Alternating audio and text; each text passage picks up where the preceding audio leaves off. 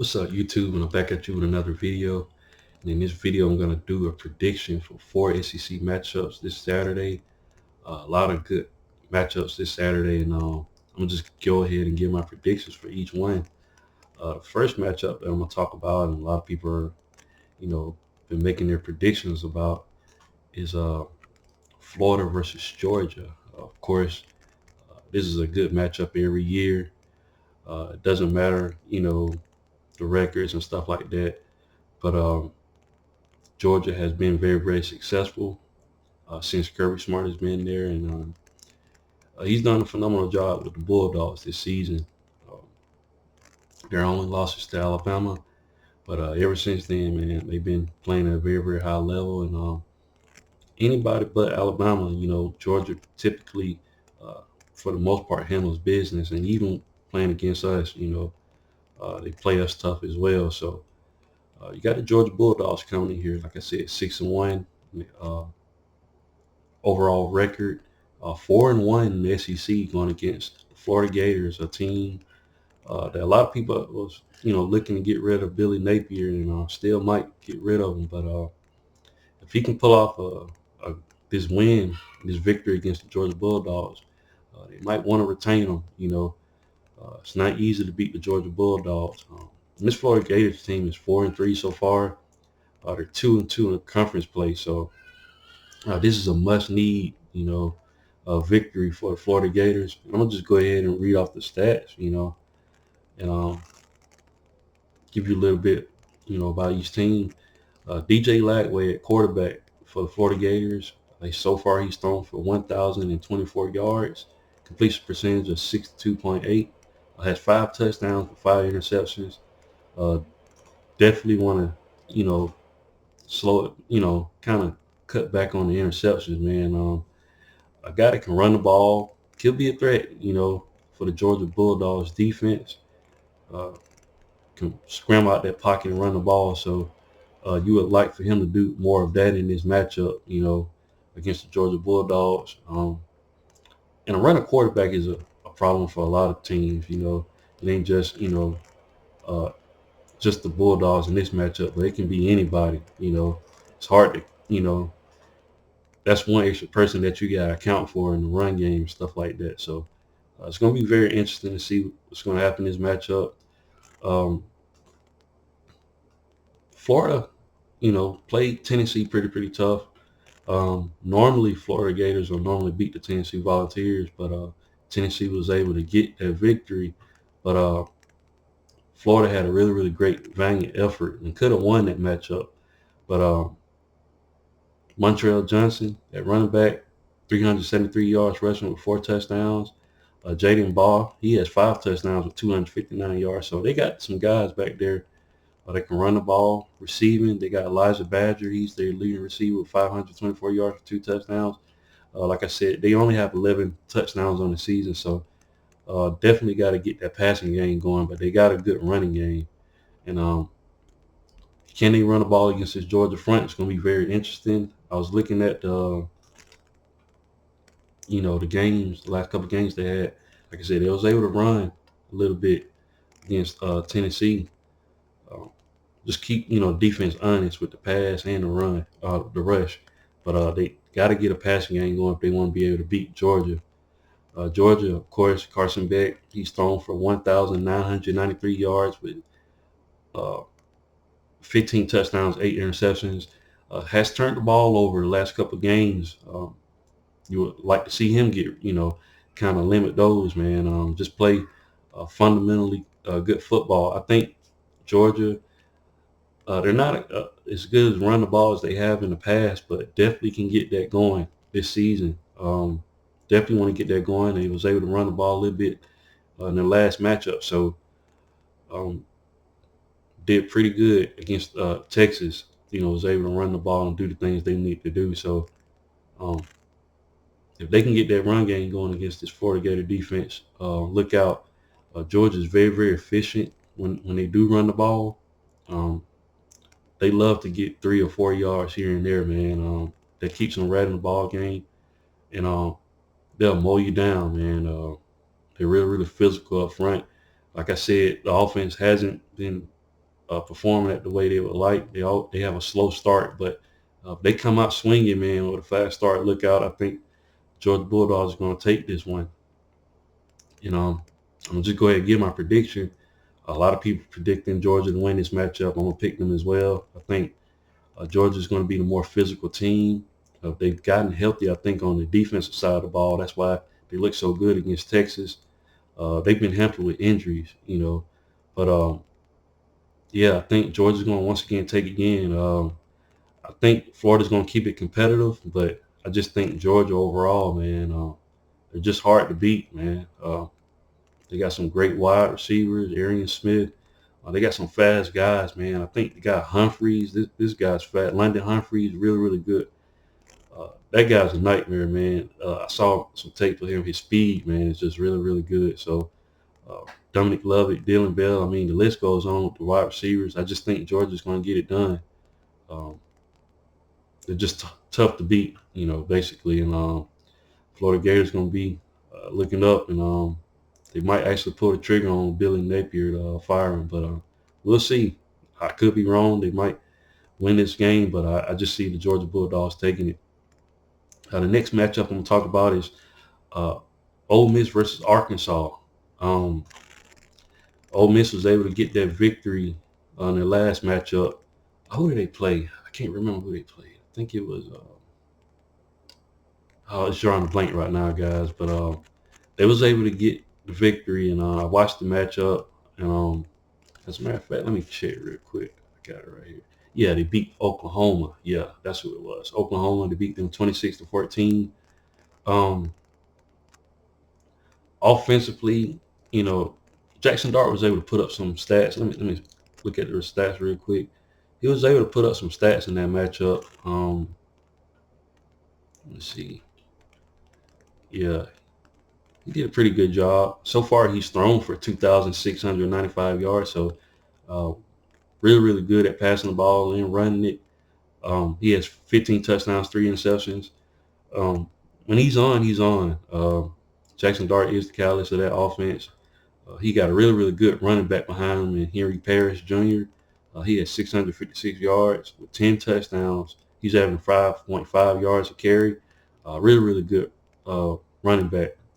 Their top receiver, Trey Harris, almost has 1,000 yards on the season, 987 with 6 touchdowns. He's definitely their bell cow at the wide receiver position. They have some other guys as well, but he's definitely their guy. Defensively, I don't know if Ole Miss will have Walter Nolan. I know he got hurt in the last matchup. I don't know his status. If he's playing, man, he's definitely a key cog in that defense up front. And the defense for Ole Miss played pretty well. With that being said, though, we all know that Oklahoma's offense is not really that good right now. So it's going to be interesting to see what they can do against Arkansas. It's almost kind of Arkansas and Oklahoma kind of are like the same far as uh, the way they play. They both have some guys, some young guys that can run the ball, like Tylen Green for Arkansas. He's very, very elite with run the ball, and he can pass the ball as well. So Arkansas is no joke, man. They put up a lot of points in their last matchup. This could be a good test for the Ole Miss defense. Speaking of that, let me look at Arkansas's side of the ball. Like I said, Tylen Green, yeah, man, he's doing a phenomenal job so far. He's thrown for 2,056 yards. He has 11 touchdowns, but he got to be better turnovers. He has 7 interceptions. Can't do that in this matchup against Ole Miss.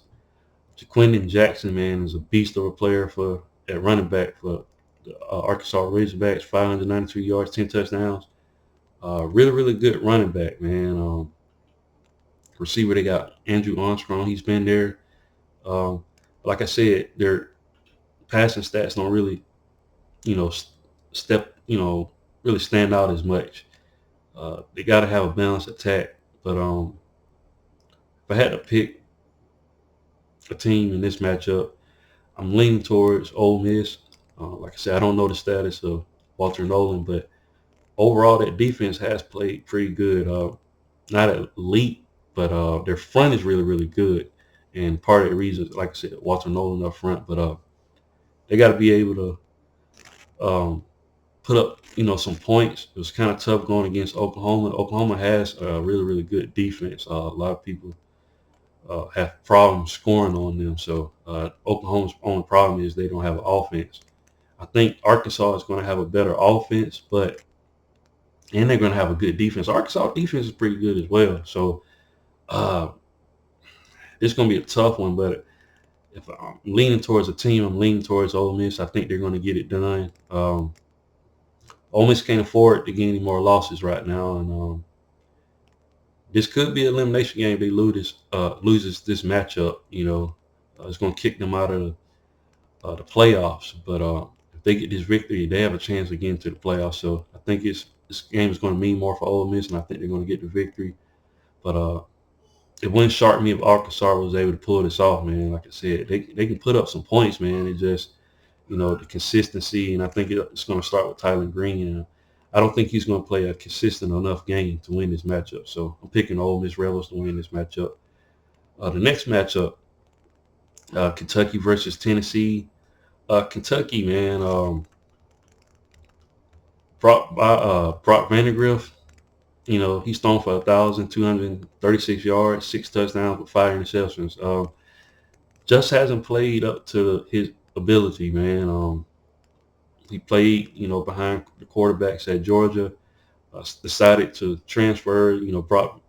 Carson Beck became the quarterback. Decided to transfer out. Came to Kentucky, and so far it hasn't really done anything, man. The offense really is struggling, in my opinion. Dane Key, he only has 587 yards. He's their top receiving threat. Demi Sumo Carnbay, he's a tough runner. He has 419 yards, but just not getting enough consistency on, the offense. Only 9 touchdowns, rushing touchdowns on the season for Kentucky. We know Kentucky is very, very really good run first offense. Only 6 touchdowns, receiving. So Kentucky struggling offense. I feel like very physical team. Can give anybody problems, but offensively they're not that good. Now their defense is what keeps them in games. They're going against a good offense in Tennessee, though. Nico has done a phenomenal job. He's still young. He has some things he has to work on, but I just see, Tennessee, man, really, really good. I see them win this matchup. I'm going to go ahead and give my prediction. I just think Tennessee is going to win. Dylan Sampson is a bell cow for that offense. Another team, in Tennessee that likes to set everything up with the run. Tennessee is playing good both offensively, I feel like, not to the potential that it can, but I think they found something in the matchup against Alabama. I think they figured some things out. They can get, those things fixed, man. Look out, Tennessee is going to be a problem. I think Kentucky is going to give, Tennessee some problems, but I think Tennessee is going to pull it out. I just think Dylan Sampson. I trust Tennessee's offense more than I trust Kentucky's right now. The Kentucky defense can only hold up for so long, and Tennessee has some playmakers on the outside. Of course, they have Drew McCoy, Dante Thornton. He's their leading receiver with 365 yards for 3 touchdowns. Like I said, the offense hasn't performed to the level that they would like, but they have 22 rushing touchdowns on the season so far. And like I said, Dylan Sampson is that guy. They also have Deshaun Bishop. So I'm picking Tennessee to win that matchup. I think Tennessee's offense is going to kind of lull the Kentucky defense to sleep, and I think they're going to open up the pass later on in the game and win this matchup. So, yeah, Nico, man, he's going to be a problem. Once everything clicks, he's going to be a problem, and I got them win this matchup. And the last matchup I'm going to speak about is the South Carolina Gamecocks versus Texas A&M. Texas A&M, man, they look really, really good. If I'm not mistaken, I think they're number 1 in the SEC right now. Their new head coach, Elko, man, he's coming in doing a phenomenal job. I think they only got that one loss, I think, to Notre Dame early on in the season. But since then, man, Texas A&M has been playing at a very, very high level. Beat a very, very talented LSU team last week. So, and they took the #1 spot in the SEC. So Texas A&M is playing at a very, very high level right now. For South Carolina, Lenore Sellers, the quarterback, he's definitely a threat with running the ball, but his completion percentage is not that good. 62.9. He has 5 touchdowns, 4 interceptions. Uh, the game is going to go through him. They do have Raheem Sanders at running back. He has 6 touchdowns on the season, but South Carolina, man, played a lot of people tough. Um, played LSU, played them tough. Played us tough, man. Almost pulled out the victory against Alabama. So uh, South Carolina has a really, really good defense as well. So it's going to be interesting to see their defense go against Texas A&M. Connor Wayman, he was the starter. So far he has 782 yards on the season, 3 touchdowns but 4 interceptions. His complete percentage is poor, 56.9. And they put in another quarterback, Marcel Reed. When he came to the game, man, this guy can run. Really, really good runner. Um, he had 6 total touchdowns. Will Texas A&M start him as the starter? Is going to be, very, very interesting in this matchup. I think they might go with him. He brings a whole nother dynamic to their offense when he's in the game. Of course, they got Le'Veon Moss at running back with 10 touchdowns so far, 757 yards. Bell cow, 600. I mean, not 600, but 6.4 yards a carry average. Really, really good running back for them. Noah Thomas at wide receiver. They got the guys offensively, man. And Elko is doing a phenomenal job. And, of course, Texas A&M, in my opinion, always had a really stout defense. So it's going to be very interesting to see what happens in this matchup. But if I had to pick a winner for this matchup, I'm picking Texas A&M, man. I think they're on a tear right now. Might make it to the SEC championship, man. I haven't looked at their schedule to see where, as far as, matter of fact, let me look at it now. Texas A&M, like I said, took their first loss to Notre Dame, but since then has beaten Florida. Florida's not that good. Bowling Green, they beat Arkansas, was able to pull out, beat Missouri, beat Mississippi State. Like I said, beat LSU. Got South Carolina next. I think they're going to be able to beat South Carolina. They got Auburn. Auburn's always, a team you got to get up for Auburn, even though they're not playing well. Just got their victory against Kentucky last week, but that's a team they need to look out for. And then they got Texas A&M, man. Texas A&M could make it to the SEC championship. What's going to be interesting is who they're going to play against. You got Georgia with only one loss. You got Texas with only one loss. So who's going to come out in the end in the SEC championship is going to be very, very interesting. But back to the matchup, I got Texas A&M beating South Carolina, and those are my predictions, man. Got Georgia over Florida, Ole Miss over Arkansas, Tennessee over Kentucky, and Texas A&M over South Carolina. What do you guys think, though? Leave your thoughts and comments in the comment section. And once again, if you haven't, please like, share, and subscribe to the channel. And I'll definitely be back with more college football content. Thanks, guys, and roll tide.